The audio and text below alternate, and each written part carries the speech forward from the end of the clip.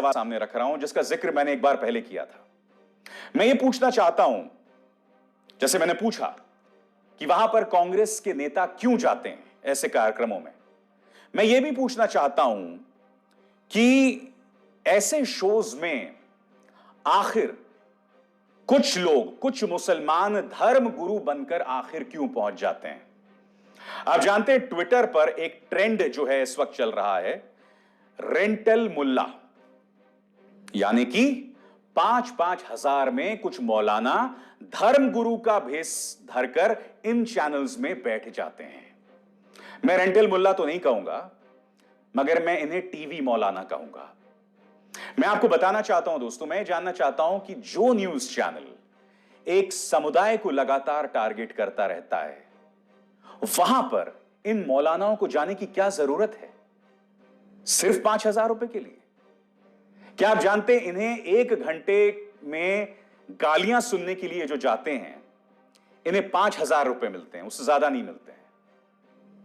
मैं कहता हूं कि अगर आपकी रोजी रोटी भी इन 5,000 रुपए से चलती है तो भाई आप क्राउड फंडिंग करके बात करो लोगों से। ये किस तरह की सोच है मैं ये जानना चाहता हूं कि ये लोग इस नफरती एजेंडे को आगे क्यों बढ़ा रहे हैं। मैं आपको एक मिसाल देता हूं। कुछ दिनों पहले एक मिसाल सामने उभर कर आई थी कि एक मुस्लिम लड़की गीता के श्लोक पढ़ रही थी, और यकीन मानिए दोस्तों, जब वो लड़की गीता के श्लोक पढ़ रही थी ना, तो बहुत खूबसूरत लग रहा था।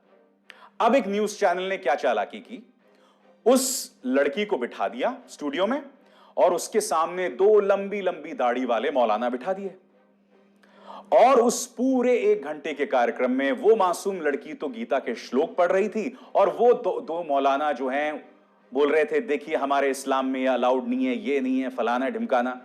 अब आप सोचिए, ये तस्वीर जब दिखाई जाती है तो इसका क्या फर्क पड़ता है आम जनमानस पर। उन 2 मौलानाओं को वहां जाने की क्या जरूरत थी।